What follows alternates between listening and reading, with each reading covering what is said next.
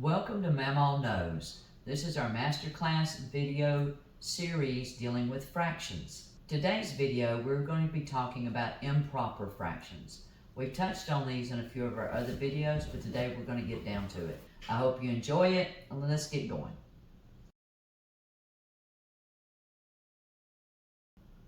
Welcome to our masterclass fraction series. This is video 7, dealing with improper fractions. An improper fraction is a fraction that has a top number that's larger than the bottom number. We referenced this earlier, and if you have any issues with fractions, adding, subtracting, dividing, multiplying, simplifying, just be sure and go back and watch one of our earlier videos that are referenced below. In this situation, we're going to be talking about improper fractions. One example that we had earlier in some videos was from our division videos. Matter of fact, the answer was 14/8. Now 14/8, as you can see, the top is bigger than the bottom. 14 is larger than 8. So this is considered an improper fraction. When this happens, we have to do a special form of reducing or simplifying. And what this means is, remember, a fraction is a part of a whole. So in this case, when we're saying we have 14 parts and each part is worth an eighth, then we have more than a whole, because 8 eighths would give us one whole unit. Like if we were dividing out a pizza or a cake, and we divided into 8 pieces, but we had 14 people to give them to, then obviously we're going to have some people left over that don't get pizza or cake. And that kind of helps us figure out how to simplify this. Alright, so we're going to take the 8 pieces that we actually get to give out. So we have 8 people very happy with their piece of cake or piece of pizza. So we have one whole group of 8. So we're going to make that a 1. But we have 6 people left over, okay, that didn't get a piece. Alright, so that remainder is 6/8. How we get that is 14 divided by 8 gives you 1. When you subtract the 8 from 14, you have a remainder of 6. The remainder goes over your original denominator. So we have 1 and 6/8. We have to look at this because 6/8 can be simplified. If you don't remember how to do simplification, please watch our earlier video, and you can find it on the link at the end of this video. All right, but we have 1 and 6/8. 6/8 are both even numbers, so we can reduce them by 2. 6 divided by 2 is 3.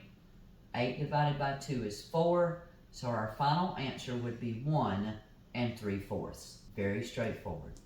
Okay, now we're going to take examples from, again, each of our 4 main areas: addition, subtraction, multiplication, and division.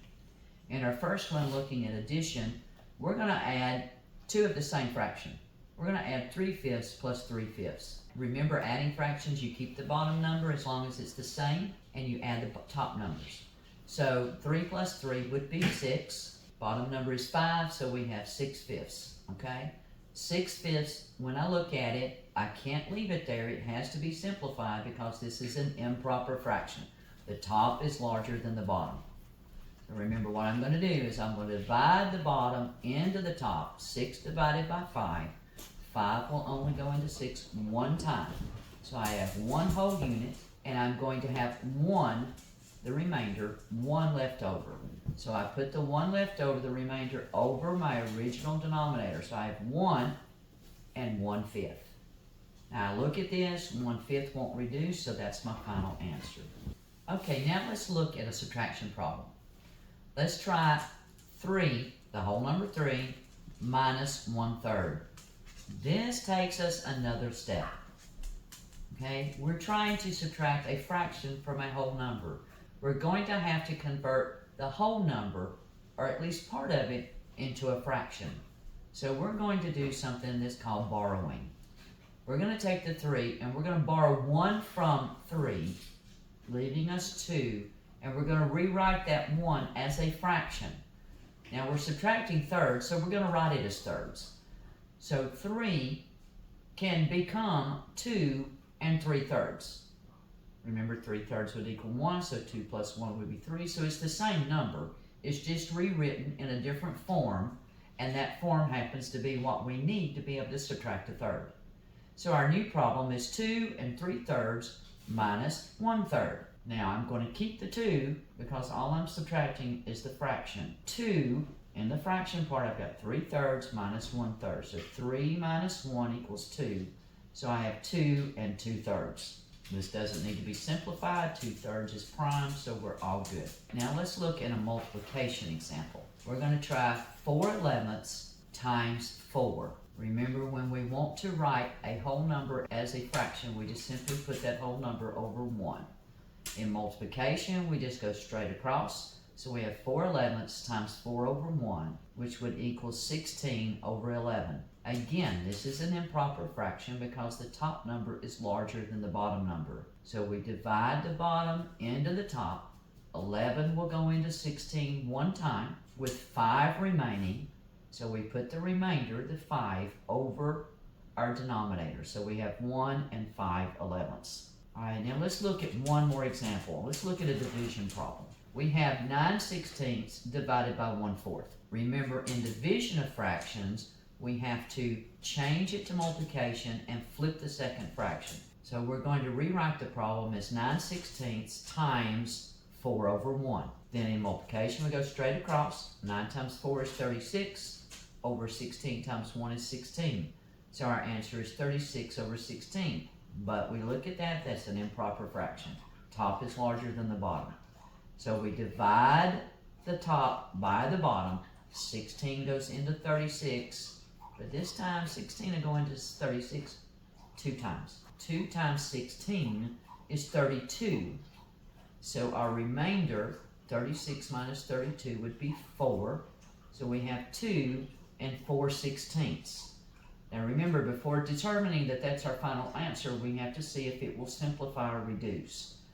4/16 are both even numbers. Remember our tip from previous video. That means that it is at least divisible by 2. So if we divide 4 by 2, we get 2. If we divide 16 by 2, we get 8. But look, we again have 2 even numbers. So it is divisible by 2 again. So we can divide 2 by 2 and get 1, and 8 by 2 and get 4. So our final answer would be 2 1/4.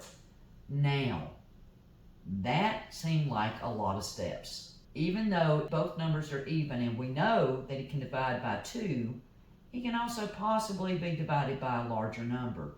And you want to always take that into account. So here we had 4/16. We know it's divisible by 2. If we look at it, 16, the factors for 16 are 4 times 4. So look, we could actually reduce that by 4 in one step. So we would have 2, and 4 divided by 4 would be 1, 16 divided by 4 would be 4, so we'd have 2 1/4, do it in one step instead of just 2. So remember, even though you may be able to reduce by 2, check first to see if you can't reduce by a larger even number. It will always be a larger even number, but by a larger even number. Now, I know that some of this may seem a little complicated, but we have included some bonus practice problems for you to try out on your own. We would love to hear from you if you have any problems or see how you did. Thank you for watching. I hope that this was helpful and that you found some value in it. If you did, please consider liking the video and sharing and or subscribing to our channel. I hope to see you in our next video where we will be covering mixed numbers.